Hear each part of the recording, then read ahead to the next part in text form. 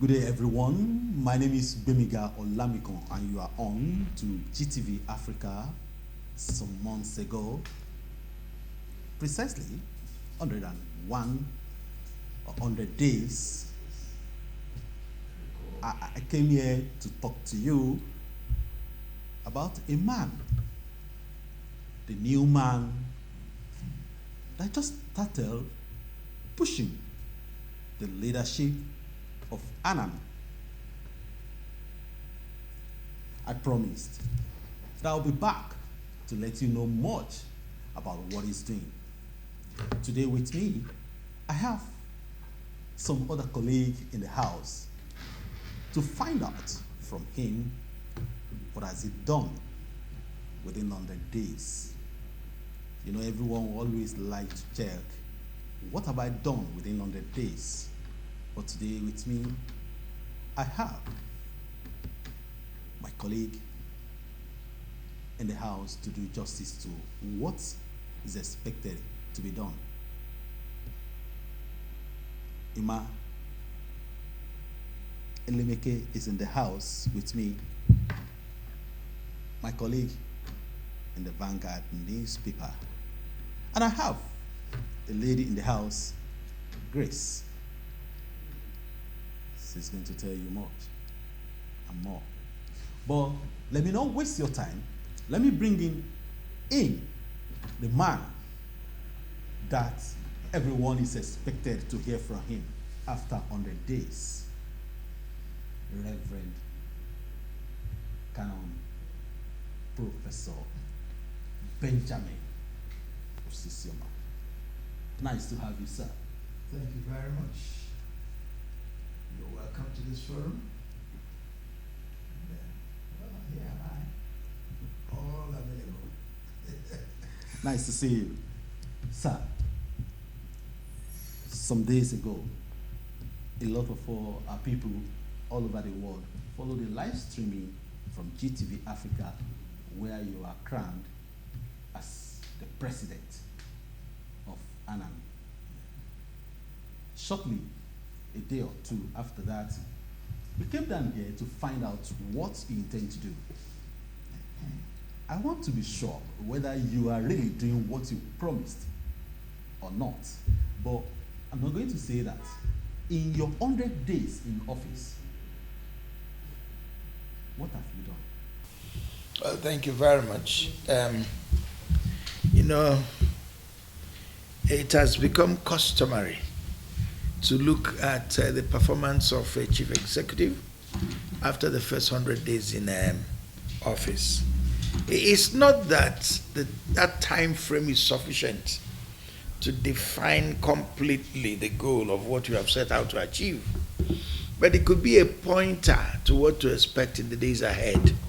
And so it has become a very important yardstick. And I will say that it has been a busy period for me. When we came in, I was stepping into the shoes of a predecessor who had done so much for ANAN in a very short time. Like this entire building where we are now was acquired under his watch, my predecessor. And under his watch, ANAN was licensed to run a university. And so I came in barely how many months after the license. So the responsibility now seems to have fallen on me to ensure that this university takes off on a good footing. So I had my work cut out for me. And over this period, we have done quite a lot. In fact, within these first 3 months, let's first begin with the university issue. We have tried to give the university a firm footing for takeoff. Provided the funds, provided the support. Right now, we are assembling the staff and the resources that will enable us run a full postgraduate university. But beyond that, you see, the university was birthed, midwifed by the College of Accountancy. That's the Nigeria College of Accountancy, which we are authorized under our laws to run. I usually say it's a self-regulating body because it derives its power from the law, statutes. The law that set up ANAN talked about the college. And over the period of 40 years, it has been one great success story. The college has provided much of the backing for what we are doing in ANAN, trained the personnel, provided the funds for our operation, and given us a brand image that is very peculiar. In fact, someone said that the collegiate system of training is ANAN's gift to the accountancy profession globally. And we would not want the university to crowd out the college. It would be unwise to sacrifice a 40-year success story on the altar of a new venture that you don't even know how well it's going to do. So we have decided to handle the two, to carry them along. And that's one area where we are experiencing quite a lot of activity. Like in the past, within the first month of my assumption of duty, we had turned the sword for the construction of a new admin building for the college. We decided to shift the college out from where it was. It was actually the site of the college that gave birth to the university. And the two cannot coexist on the same set of facilities, or else we'll run into problems with the regulating authorities. So the college had to shift on a separate, over 40 hectares of virgin land beside the university. That's where the college is taking off. So we've already commissioned an admin building, and we are hopeful that before this year runs out, in the next 3-4 months, we have an imposing admin building, 3 floors there. But it's a complex structure with 2 lifts and multiple offices. We're also constructing a new gate into the college, and providing a fence for clear demarcation of the 2 facilities, so that you will know that where the college begins and where the university ends, and that kind of thing. So that's one of the things we addressed. We have also gone further to strengthen the fiber of what we're doing as a professional body. When we came in initially, with the COVID, hangover of the COVID period, we couldn't go on with our mandatory continuing professional development program. That's the core of ANAN. 2 things have sustained ANAN in the past years: the college and our MCPD program, mandatory continuing professional development. A program we started in 1996 under Baba Odumeru, blessed memory, Dr. J.K. Odumeru. So that's that program. We're already in a fix because of the impact of the COVID era. We needed to organize. Happily, just a few weeks ago, barely 2 weeks ago, we had our MCPD program here in Abuja, and it was a roaring success.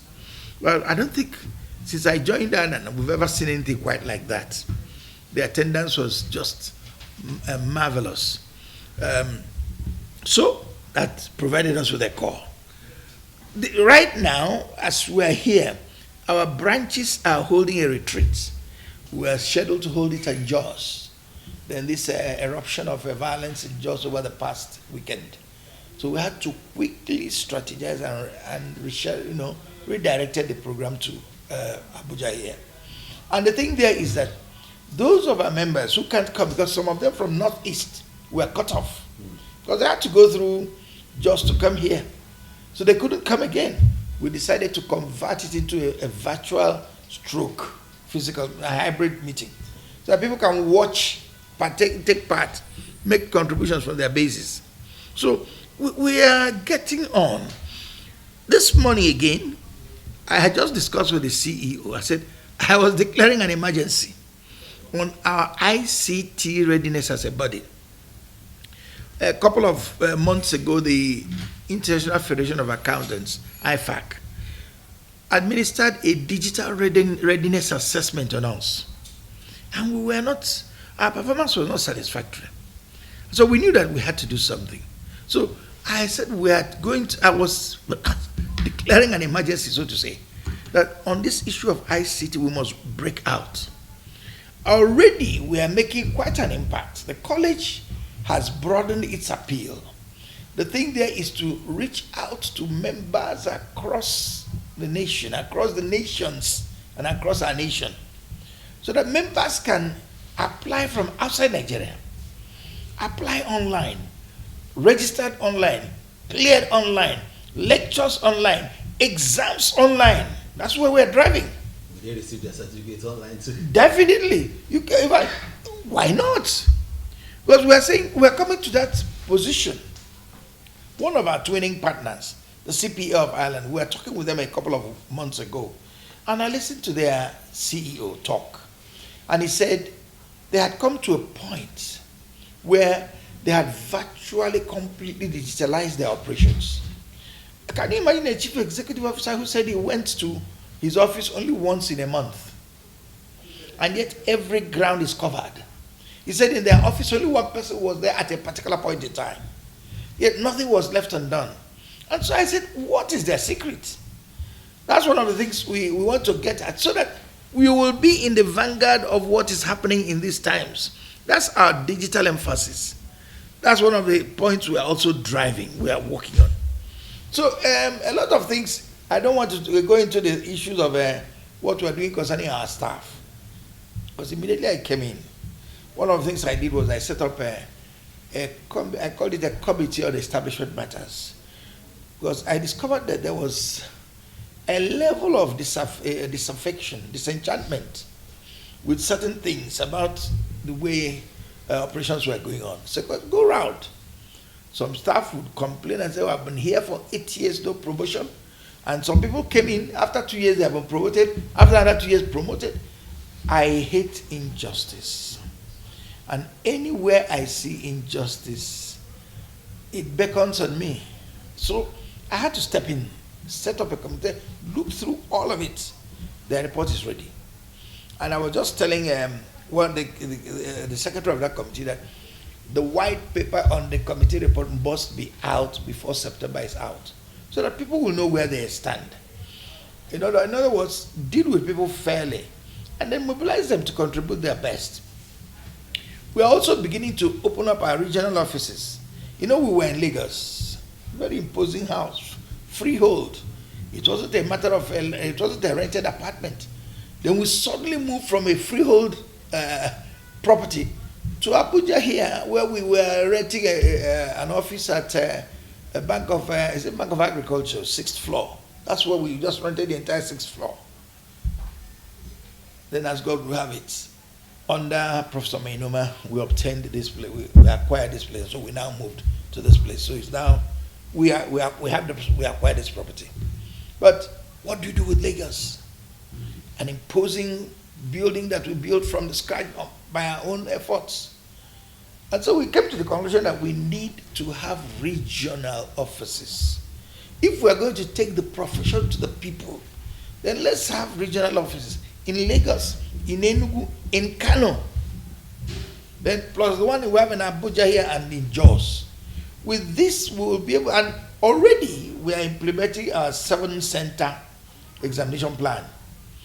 Our examinations now take place in 7 centers across the country. But that's only a first step. The next step is where individuals will stay in the comfort of their homes and take these exams under the using technology. They will take the exams and turn in the results. So we've had a very busy period. Of course, one of the major setbacks for us has been finance. Again, we are putting together some tools in order to reach out, to encourage people to invest in what we are doing. We're not just asking people to give us free gifts, We're asking people to become stakeholders in what we are doing for the future of our nation. So that's what we are driving at. Again, I was just talking with the Director General of the college, Dr. Kayode Faswa. We have a corporate social responsibility in Basa local government, where there was this pharmacy or clinic that was serving a community that had gone into so much disrepair. He sent the pictures to us. I said, what do we do? The Board of Governors took a position that we are going to work on this. As at last week, we turned the sword to begin a new construction of a new clinic there. I don't want even to begin to overemphasize the fact that ANAN has research centers in accounting in how many universities? 6, 7, 8, and we are going to add more this administration and in subsequent administration. So you can see that it's been a very busy period. I wish I could cover effectively everything we have done in the past 100 days, but we are just getting started. Well, so beyond this, what about the challenges that you've been facing since assumption of office? Apart from finance, you mentioned. Very important challenge. Well, what are the challenges? Okay, look at this. We were all geared for a retreat in Jos, and suddenly, from nowhere, crisis, and we had to reschedule at some cost, because the members were going to use the college. They were not going to pay for accommodation, and suddenly it no longer works. So we had to hire hotel accommodation for all of them, and they did not plan to pay for accommodation, so they didn't have the money. So we bear it, and this is at a time we're already complaining that we are cash strapped.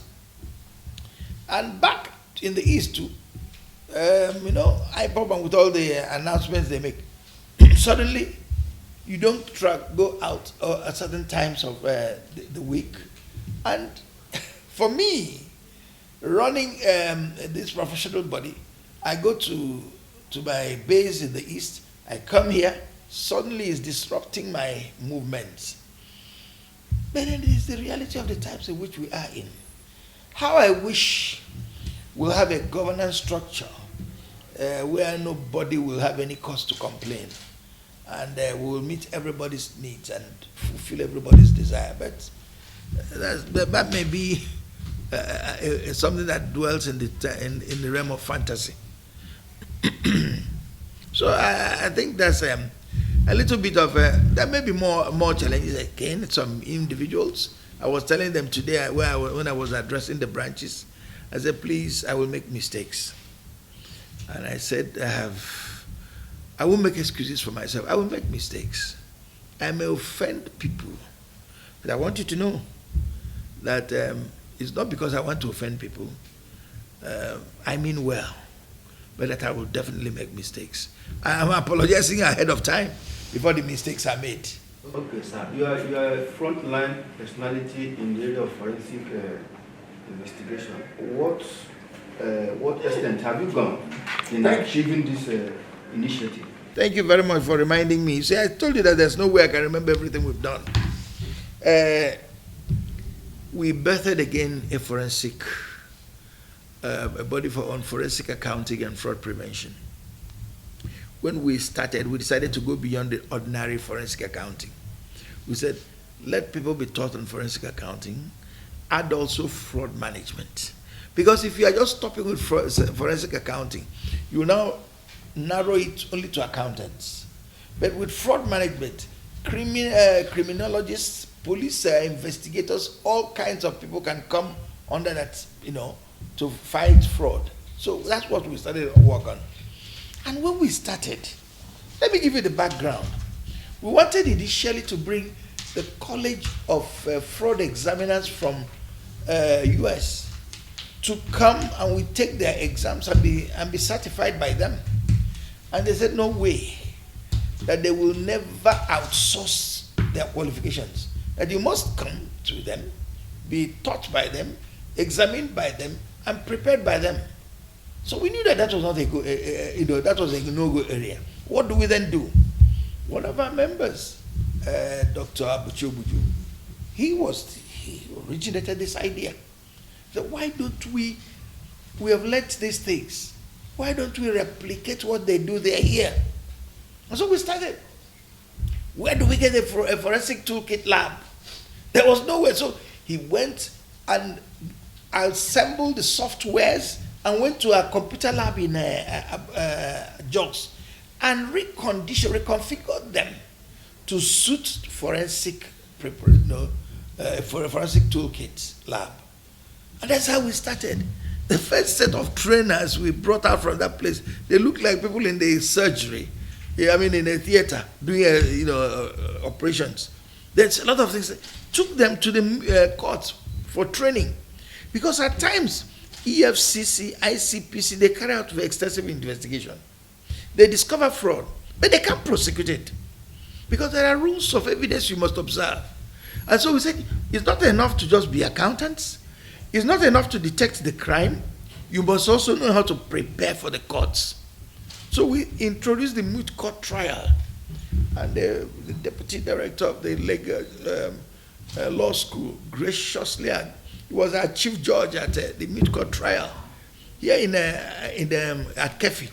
Set up, and they appeared in court, learned how to package your, what you've done for the courts. And we've come quite some long way. And then gradually I was the pioneer chairman of the board of trustees for the forensic training body. The time came that when my presidency of ANAN was drawing near, I had to step down and hand it over to a new person. The new person is Dr. Elias Sugeshimbaki. He became the new chairman. And then under him, the society took a different turn. He's now the Chartered Institute of Forensics and Fraud Examiners. And with an exco, he's now the president, vice president, and all that. So he's there.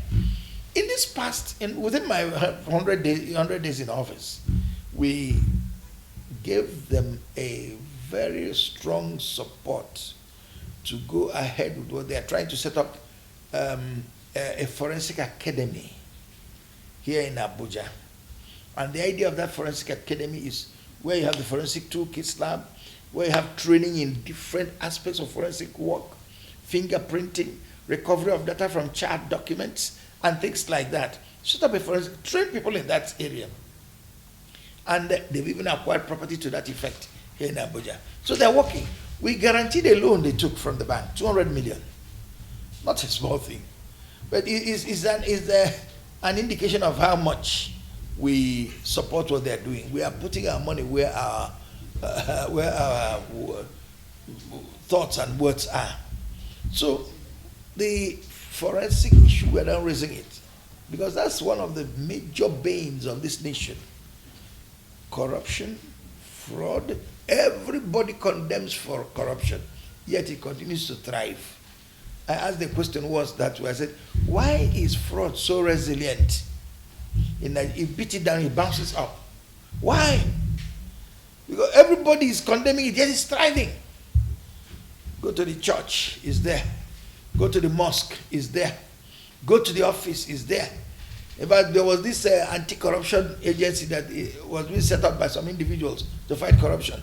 And before you could say Jack Robinson, they were already fighting among themselves how to loot what they had collected. Meanwhile, they're supposed to fight corruption. So, where do you get it there?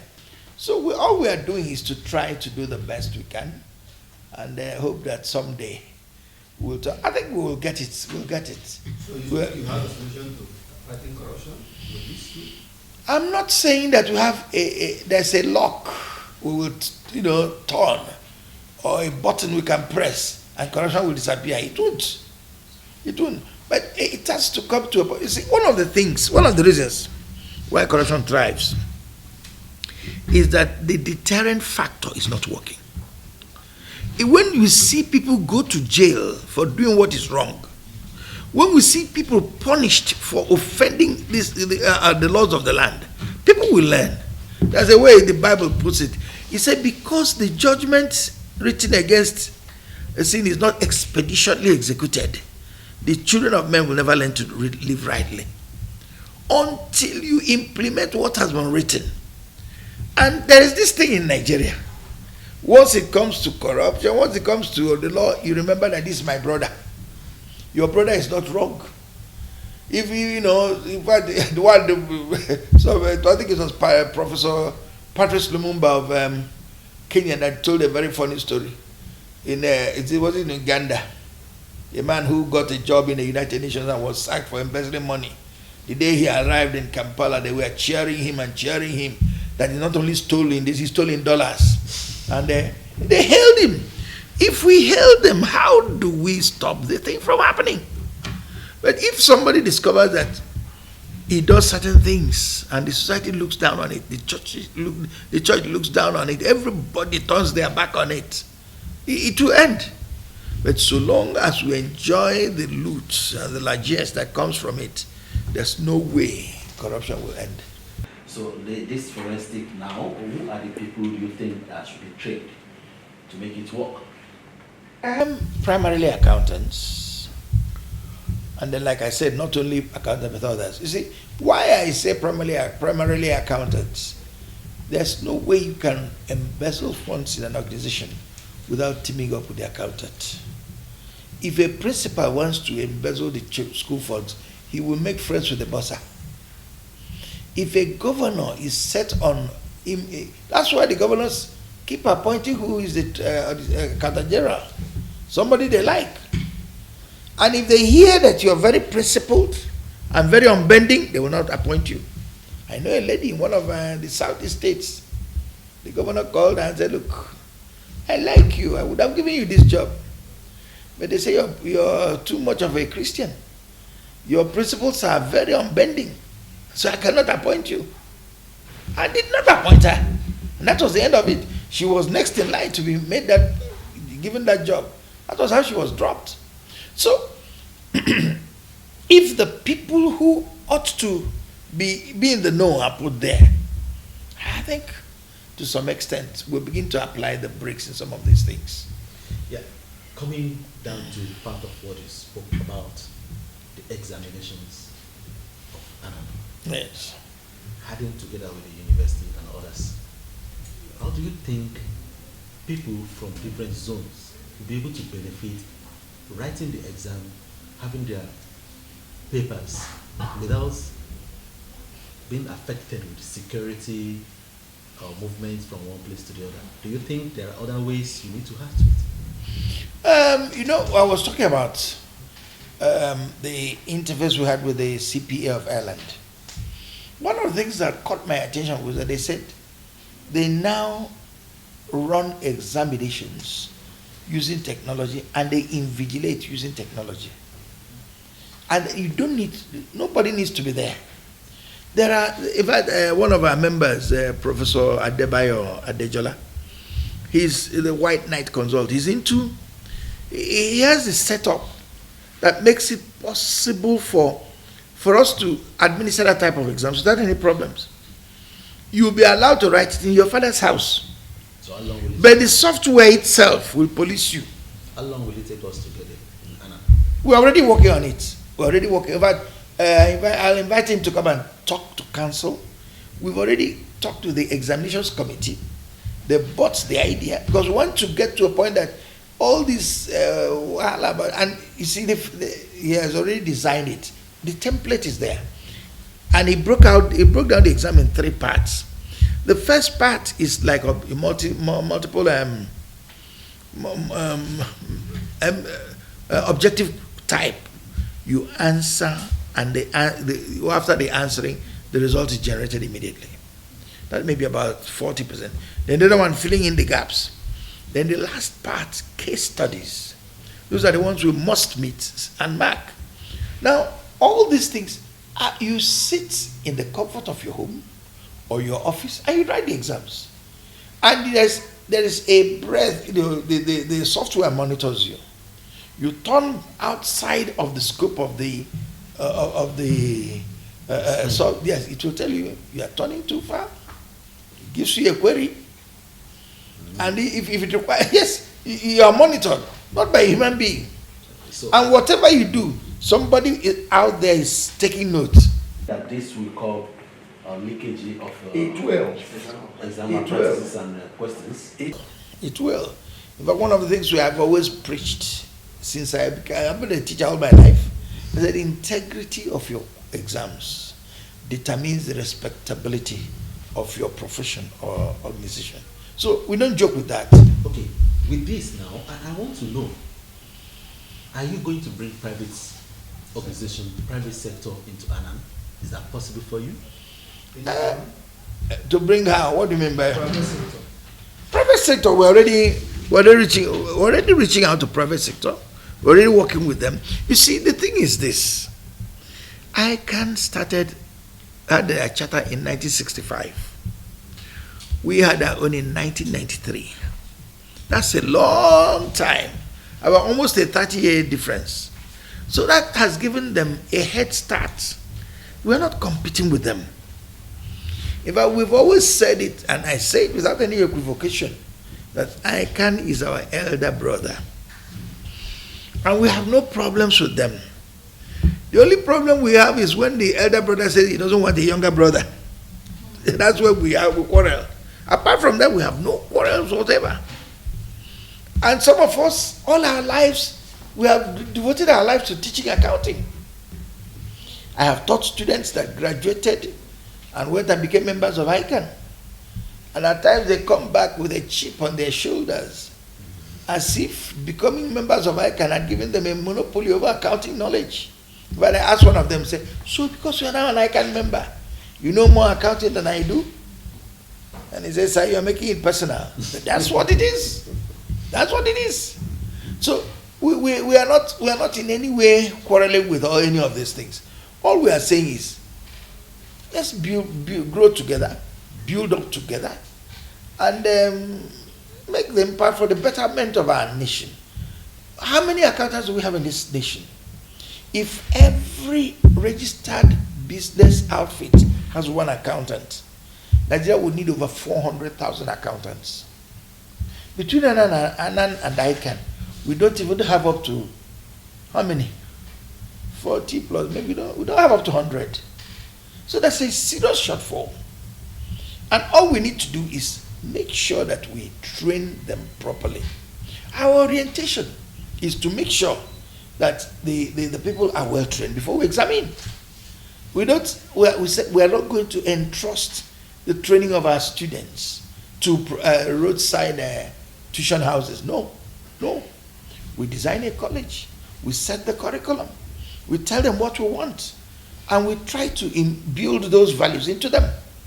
And when we examine them, we hold them responsible for those things. So, speaking on that, it regards the no competition between ICANN and ANAN. Yeah. How would you convince, because there's still these grounds among people, accountants who want to take a professional course, how would you convince someone who's already had a pre-planned mind that ICANN is higher?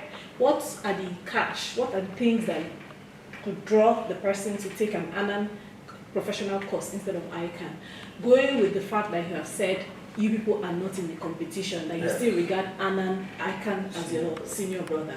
Yes. How I even went into when we were asking about taking the private sector into ANAN, and I said private sector is up as much as, you see, on the day we were given the IFAC recognition, the president of IFAC declared that we, ANAN, to be the leading PAO in public sector accounting and management.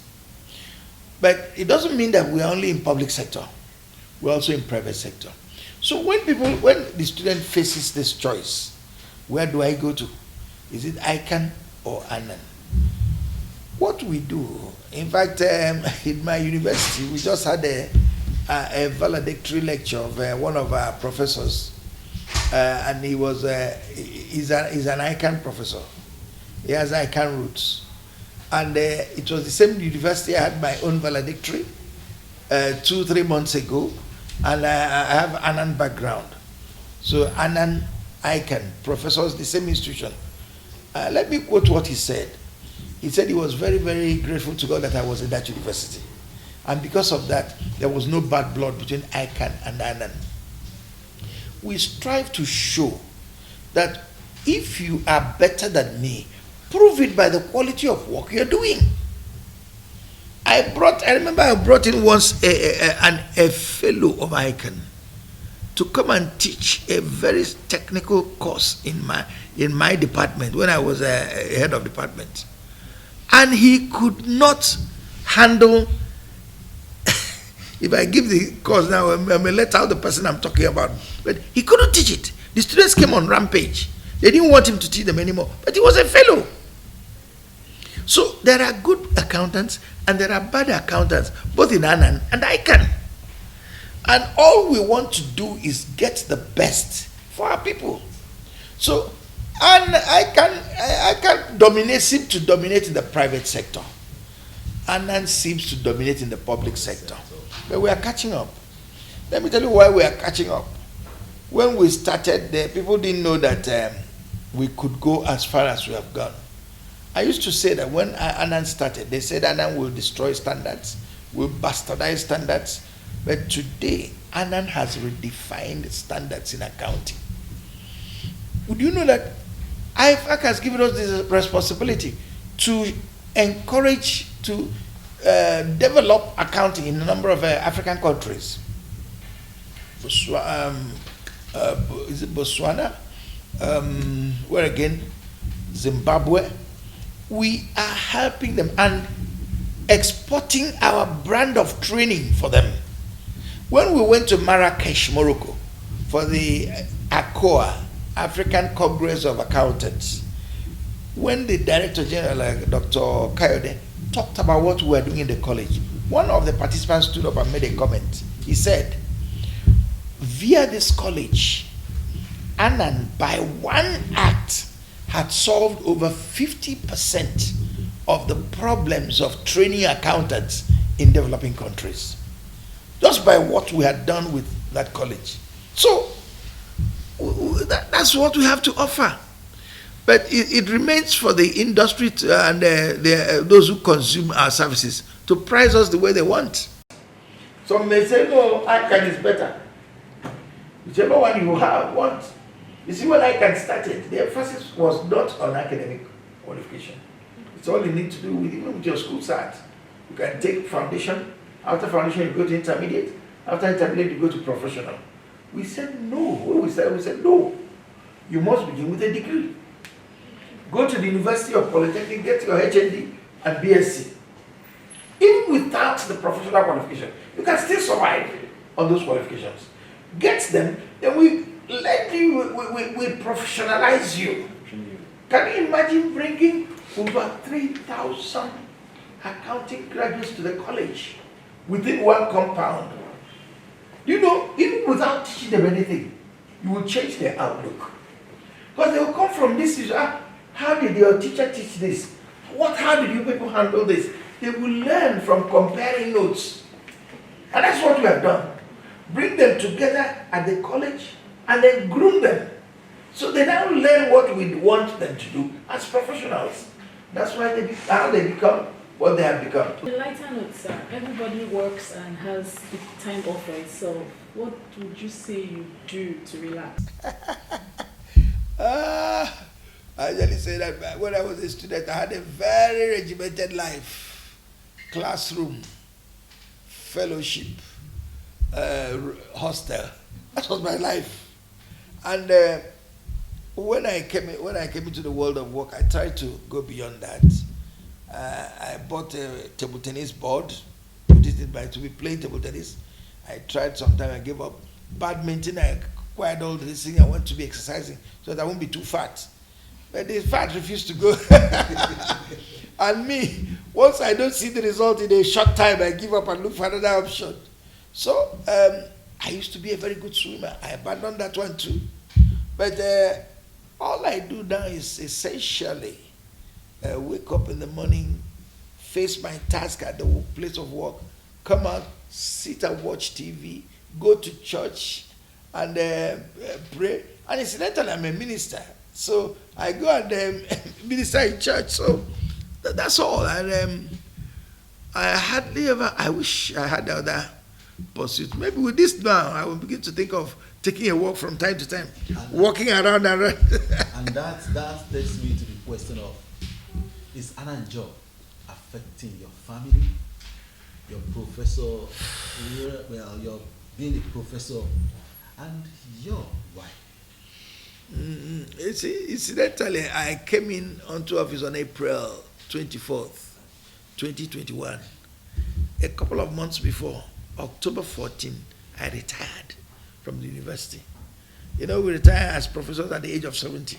So that tells you I'm not a young man. So I retired. So I'm no longer under compulsion to go to the office. But I lost my office. I surrendered the key because there are things I don't do. When you leave office, leave office. Don't leave office and hold on to the things in the office and cause trouble. So immediately I left office, I surrendered the key, I left, and I've not gone there again since that time. And May of this year, I gave my valedictory lecture, where my department bade me farewell, and here am I. So I don't even have to be distracted by any other thing now. And these days, when people ask me to come and deliver a talk, I refuse. You know why? I tell them that all my life I have delivered enough papers. I don't know. And the compendium, when I was retiring, my former students brought all my writings in the past, how many years? Even the other one. This one is a first script. Over 180 academics all over the country wrote in papers just to celebrate my retirement. And it was published. There's a bigger one. The compendium of all my publications. They really, I was dumbfounded by what they did. Almost double the size.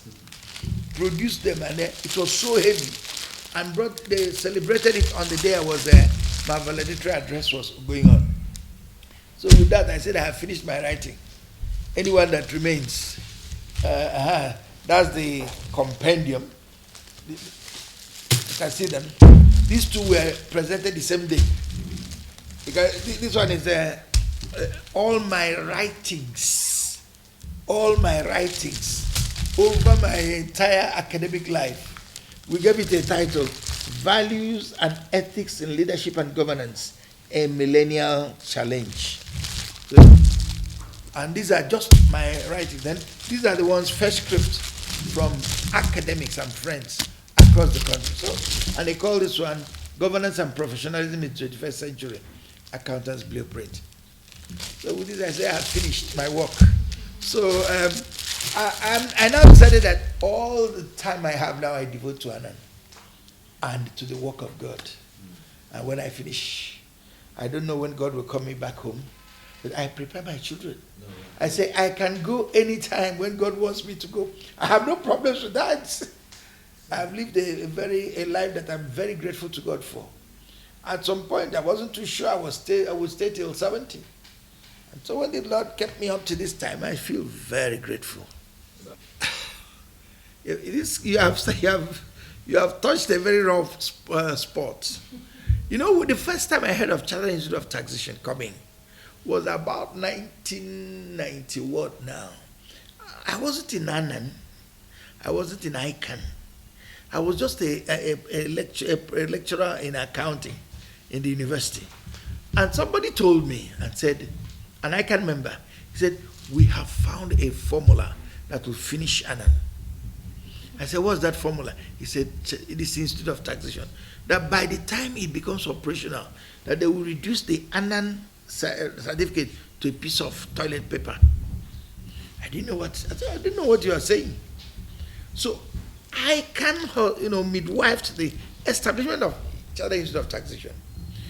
Initially, we were not bothered because everybody understands that accounting includes taxation, financial accounting, corporate reporting, cost and management accounting, auditing and forensic, investigation. All these are parts of accounting. And all over the world, when you are practicing accounting, all these are part of it. You cannot remove taxation and say you're not authorized. So I remember my Oga mentor, Baba Odumeru. I told him, this taxation thing will embarrass. He said, no, forget it. How can anybody talk of taxation away from, it's part of accounting. So we don't need any other law. Well, the law was passed. And they said, if you're not a member of Chartered Institute of Taxation, you cannot practice tax, administration in Nigeria. And it became a battle.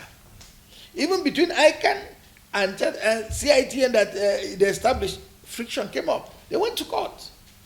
And it was blowing things apart. But we, from the word go, had an understanding with Chartered Institute of Taxation. We forged an alliance with them. Mutual recognition. We recognize their members, they will recognize our members. So we never had that problem with them. If you're a fellow of ANAN, Chartered Institute of Taxation will make you a member. If you're a fellow in Chartered Institute of Taxation, we will make you a member in ANAN. Mutually exclusive. We're mutually, inclusive, really. So we don't have any problems. But when this problem with ICANN got to a point, Federal Inland Revenue Service decided to broker peace. So they called a tripartite meeting between ICANN. Actually, it was between ICANN and Chartered Institute of Taxation. And we insisted. We are also a stakeholder in this matter. Before they go now and agree on something that will put us in peril. So if you are going to negotiate, include us. So they said, okay, come along. And so we all sat down and reviewed all this things and came out with an agreement that will make it easy for all parties to practice their trade without any let or hindrance. So there's no conflict now between the three parties. We have not just mutual understanding, we have a mutual recognition.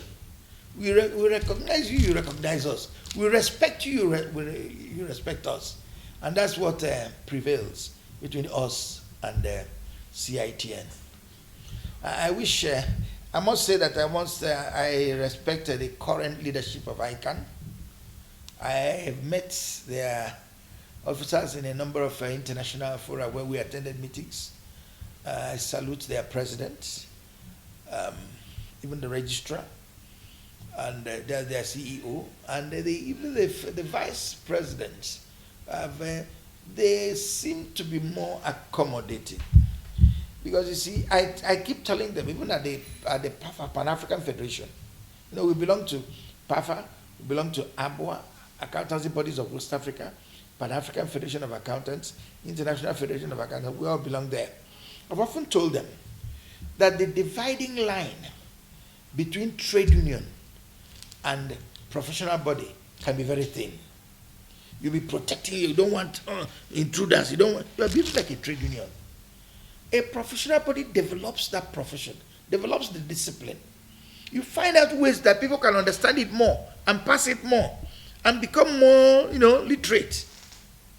But if you're not careful, you just want to say, we are the only qualified people. So who told you? What makes you a monopolist of knowledge because you belong to a professional body? So, but I want to say that I think we can see a silver lining in the cloud. Like the Bible would say, I see a cloud the size of a man's hand. And so I know that there's the promise of an abundance of rain. I hope that one day these professional bodies will come together and fight for the betterment of the society where we live. Not minding whether you call me ANAN or ICANN. Thank you very much.